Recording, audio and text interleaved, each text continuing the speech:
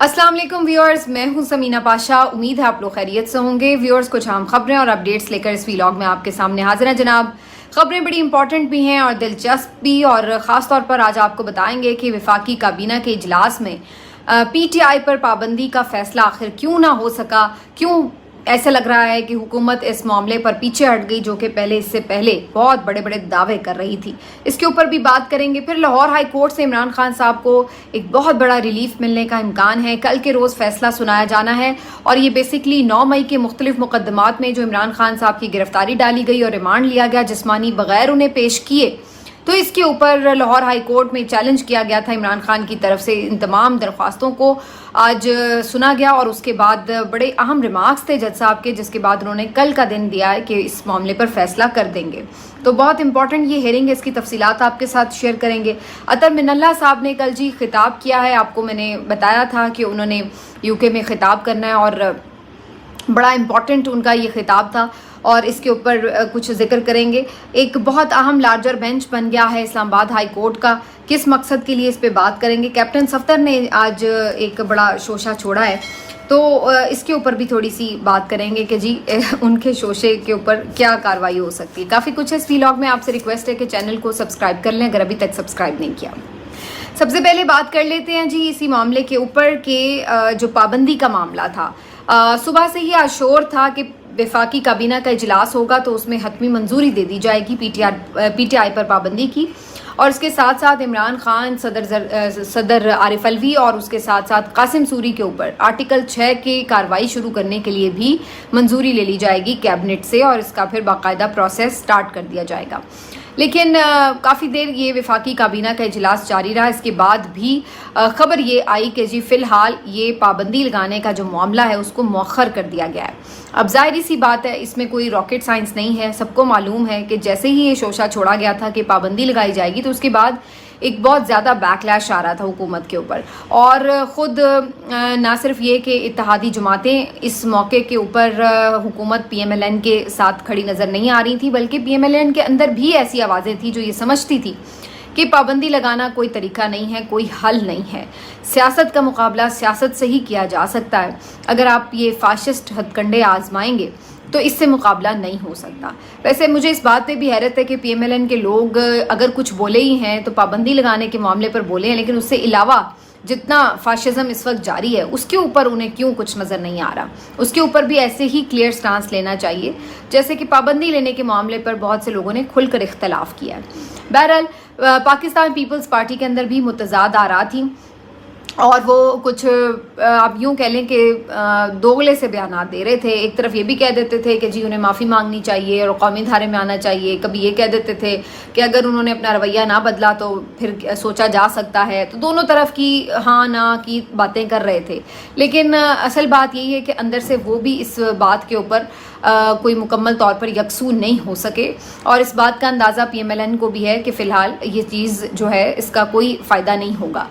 दूसरा जो इसमें एक बहुत बड़ा प्रॉब्लम इन लोगों को नज़र आ रहा था वो ये कि पाबंदी सिर्फ इनके कहने से तो लग नहीं जानी थी, उसमें एक बहुत बड़ा अदालती मामला भी ज़ेर गौर आना था और ज़ाहिर है ये सुप्रीम कोर्ट में मामला जाना था। और ये बड़ा वाज़ेह था कि सुप्रीम कोर्ट से इस तरह मुल्क की सबसे बड़ी सियासी जमात पर पाबंदी का फ़ैसला मुमकिन ही नहीं है। तो ये पाबंदी लगाना चाहते भी तो लगा नहीं सकते थे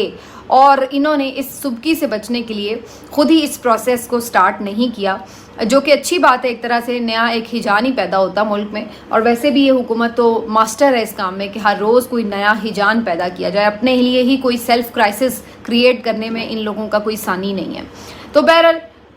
जो शोशा भी छोड़ा उससे भी सिर्फ इन्हें बदनामी ही मिली है और सब ने इस पे तनकीद ही की है, उससे इन्हें कोई हासिल नहीं हुआ, ना कोई अपोजिशन के ऊपर दबाव डाला जा सका इस मामले से। तो इसलिए इसका कोई फ़ायदा नहीं हुआ। ये बिल्कुल इनको आप कह लें कि बैकफायर किया है और ये अब इस मामले से पीछे हट गए हैं और ये तो इनका जो प्लान था फेल हो गया। अब आ जाते हैं जी कि आगे क्या होना है। ये चाहते हैं कि इमरान खान साहब को मुसलसल मुकदमात में बंद रखें। एक से अगर वो छूट भी जाए तो कोई और बन जाए, कोई और से छूट जाए तो कोई तीसरा बन जाए। لیکن اب لگتا نہیں ہے کہ عدالتوں کا ایسا کوئی موڈ ہے، اور جو اوور آل بھی میں آپ کو کئی دفعہ کہہ چکی ہوں کہ پریشر بن رہا ہے، اس کو بھی سسٹین کرنا ان لوگوں کے بس کی بات نظر نہیں آ رہی۔ اس بات کو دیکھیے کہ جو آپ کے ملک میں بجلی کے بل آ رہے ہیں، جو مہنگائی کی لہر ہے، اس کی وجہ سے اندرونی طور پر کیا پریشر ہے، لوگ کیا سوچ رہے ہیں، کیا کہہ رہے ہیں،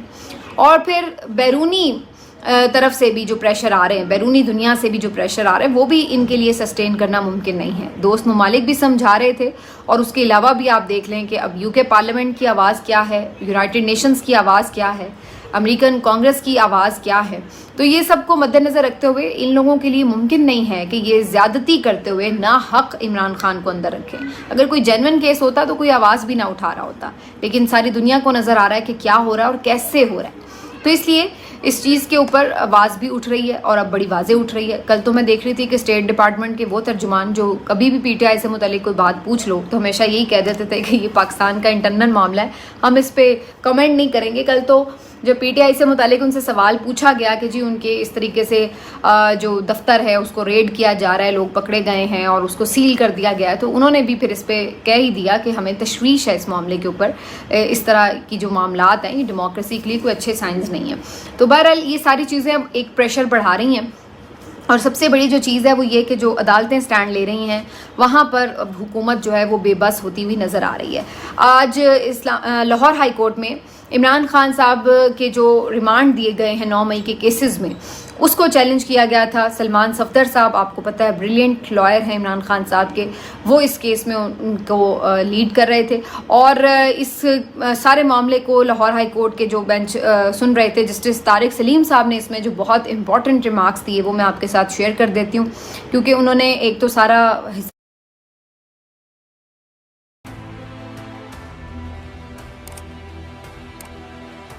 کچھ میں براہ راست عمران خان نامزد ہیں اور کچھ میں بالواسطہ طور پر نامزد ہیں، اور پھر یہ بھی پوچھا گیا کہ ہر کیس میں کیا سٹیٹس ہے، کتنوں میں ریمانڈ پر ہیں، کتنوں میں ضمانت پر ہیں، اور کتنوں میں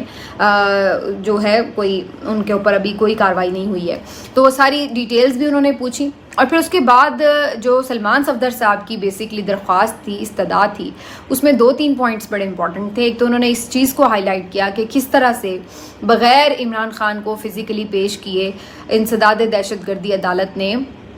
ان کا ریمانڈ دے دیا، یہ کیسے ممکن ہے؟ مطلب فزیکل ریمانڈ تو آپ دیتے ہی تب ہیں کسی بھی ملزم کا جب اس کو باقاعدہ فزیکلی پیش کیا جاتا ہے۔ تو عمران خان صاحب کو تو فزیکلی پیش بھی نہیں کیا گیا، بلکہ فزیکلی پیش کرنا تو دور کی بات ہے، ویڈیو لنک پہ بھی پیش نہیں کیا گیا، ان کو تو صرف ایک واٹس ایپ کال پر حاضری لگوا دی گئی۔ اور یہ آپ کو یاد ہوگا کچھ دن پہلے یہ رپورٹ بھی ہوا تھا کہ فون کے اوپر عمران خان صاحب جج صاحب سے بات بھی کر رہے تھے، اور جج صاحب نے ان کو دیکھا اور اس کے بعد انہوں نے ریمانڈ بھی دے دیا تھا۔ تو یہ جو ساری کہانی ہے یہ کوئی لا اس کو جسٹیفائی ہی نہیں کرتا کہ آپ واٹس ایپ کال پر کسی کا جسمانی ریمانڈ دے دیں۔ تو اس لیے ایک تو یہ بڑا امپورٹنٹ تھا سارا۔ اس کے بعد پھر یہ سوال اپنے آپ میں بڑا امپورٹنٹ ہے کہ بھائی ایک بندہ آلریڈی 1 سال سے جیل میں ہے اور 14 مہینے ہو چلے ہیں اس کے اوپر آپ نے یہ 9 مئی کے مقدمات کی FIRیں کاٹی ہوئی ہیں، تو جب وہ آلریڈی جیل میں تھا تو اس وقت آپ نے گرفتاری آخر کیوں نہیں ڈالی؟ 1 سال سے وہ مختلف مقدمات میں جیل میں تھا، آپ اسی وقت اس مقدمے کی بھی تفتیش کر لیتے،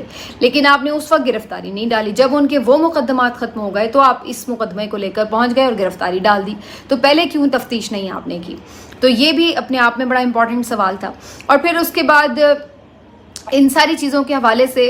یہ بھی باتیں ہوئیں کہ جو ضمانتیں منسوخ ہوئیں وہ کس بنیاد پہ ہوئیں کہ جی عمران خان صاحب کو پیش نہیں کیا گیا۔ اب پیش کرنے کی ذمہ داری تو حکومت وقت کی ہے، کیونکہ عمران خان صاحب کوئی آزاد شہری تو تھے نہیں کہ جو اپنی مرضی سے پیش نہیں ہو رہے تھے، اس کو تو حکومت نے پیش کرنا تھا، وہ ان کا قیدی تھا۔ تو اس کے اوپر بھی پھر جو ہے سوال اٹھائے گئے۔ تو آج جسٹس طارق سلیم صاحب نے یہ ساری باتیں سن کے جو جواب مانگے گئے تو کوئی خاص جواب حکومت کے پاس نہیں تھا، وہ مطمئن نہیں کر پائے کسی بات کا بھی جواب دینے میں۔ اس کے اوپر پھر جسٹس طارق سلیم صاحب نے بڑا امپورٹنٹ معاملہ اٹھایا، اور انہوں نے کہا کہ اس طرح سے آپ اگر کر رہے ہیں تو یہ تو کیسز عمران خان کی زندگی بھر چلتے رہیں گے۔ آپ کا کیا ارادہ تھا کہ 9 مئی کے کیسز قیامت تک چلانے؟ کہ آپ اگر اس طرح ایک کیس لے کے آئیں گے پھر اس کے اوپر فیصلے ہوں گے، پھر دوسرا کیس لے کے آئیں گے، تو اس طرح کیسے ہو سکتا ہے؟ یہ کیسے چلے گا؟ پھر انہوں نے یہ بھی پوچھا کہ اس طریقے سے تو آپ لوگوں کا واضح ایک یہ فلا نظر آ رہا ہے کہ آپ ایک بندے کو فزیکلی پیش بھی نہیں کر رہے، اور جو آپ کی کسٹڈی میں تھا آپ نے اس کو کس طریقے سے بغیر کسی پراپر پروسیجر کو لا کے اگینسٹ ہی آپ نے اس کے ریمانڈز اس طرح کیسے دے دیے. تو انہوں نے بہت سارے اس کے اوپر امپورٹنٹ کویشچنز اٹھا کر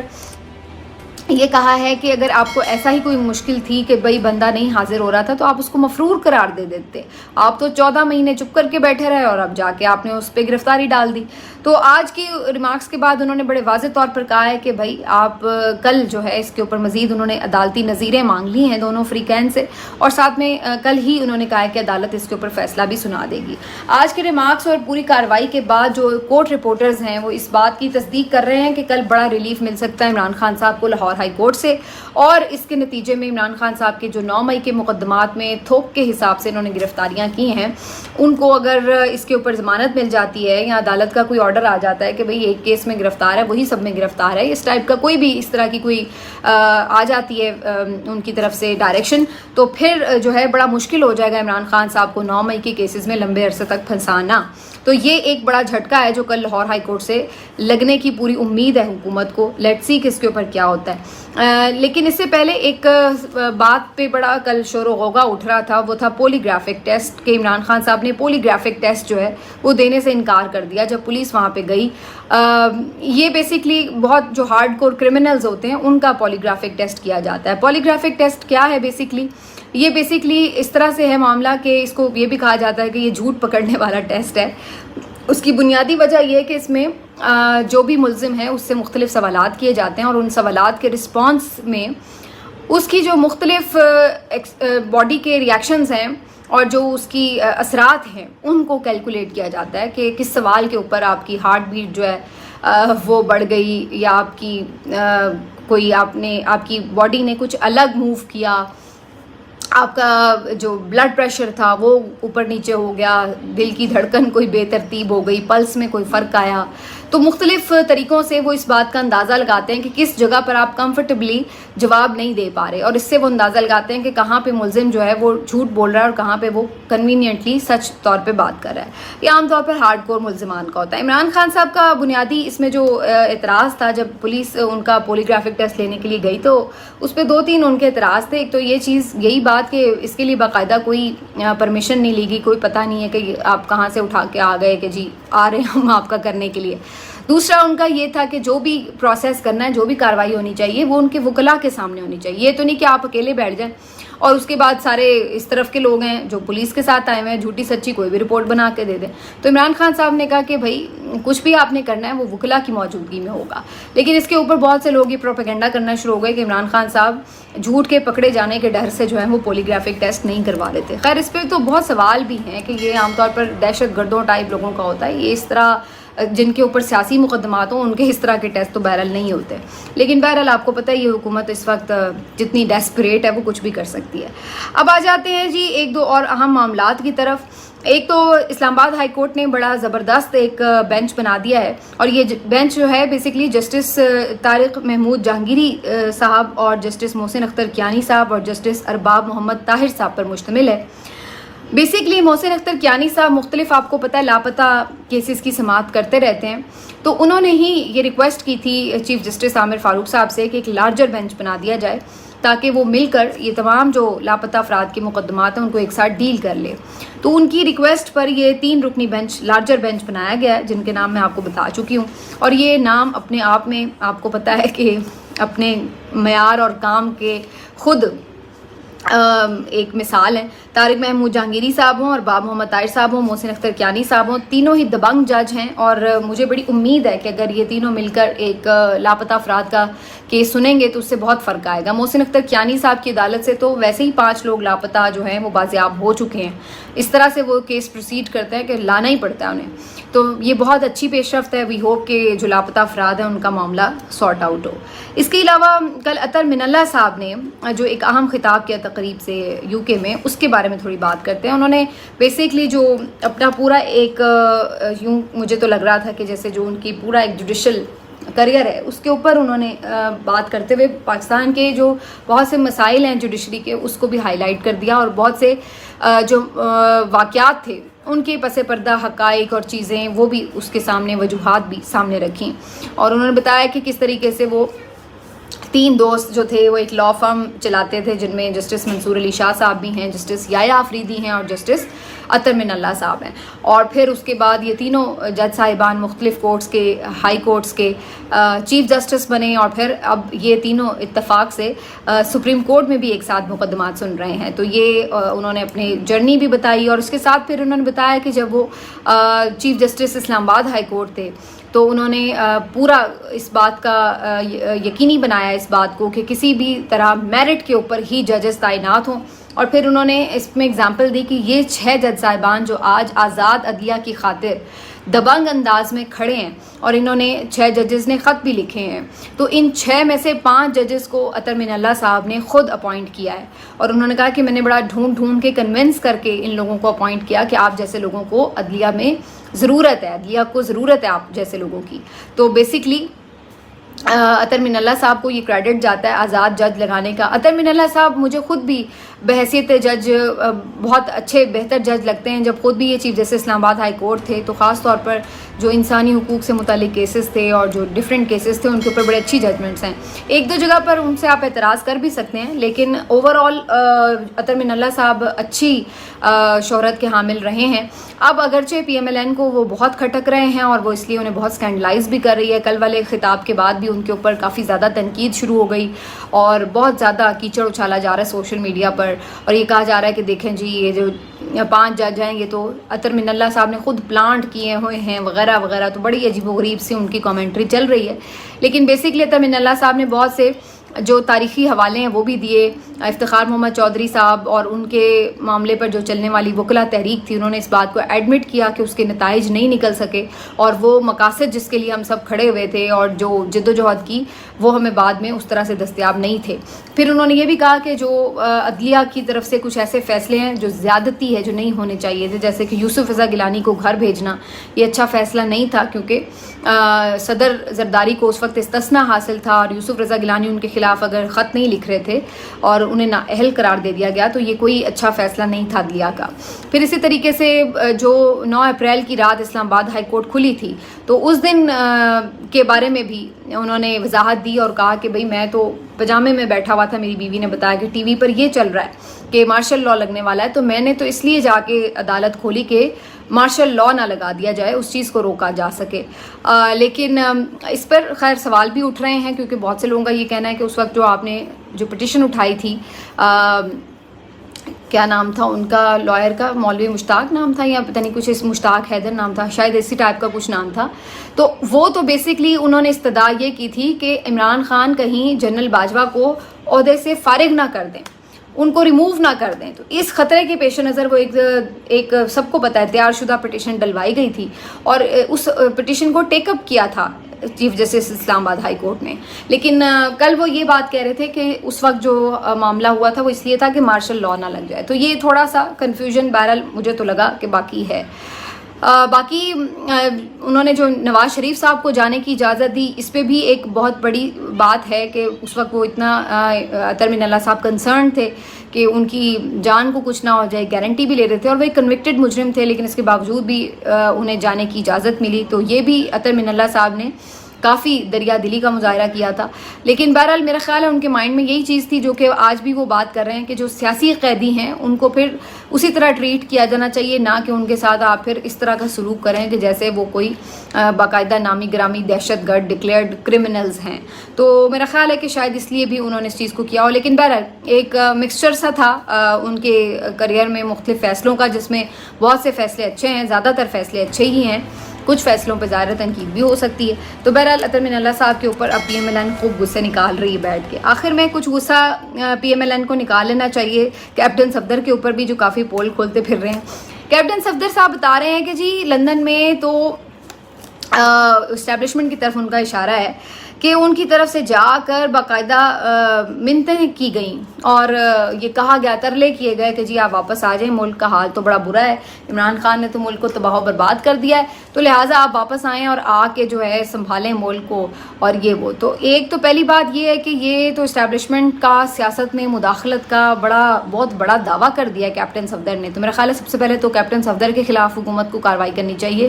کہ کس طرح کے غیر ذمہ دارانہ بیانات دے رہے ہیں وہ بھائی، اگر تو وہ جھوٹ بول رہے ہیں تو پھر تو یہ ان کے خلاف کارروائی ہونی چاہیے کہ وہ اتنی بڑی بڑی باتیں کہہ رہے ہیں کہ جو اسٹیبلشمنٹ تھی اس نے اپنا حلف نہیں پورا کیا اور وہ جا کے سیاست میں حصہ بھی لے رہے تھے اور جا کے جو ہے وہ معاملات طے کرتے پھر رہے تھے۔ تو یہ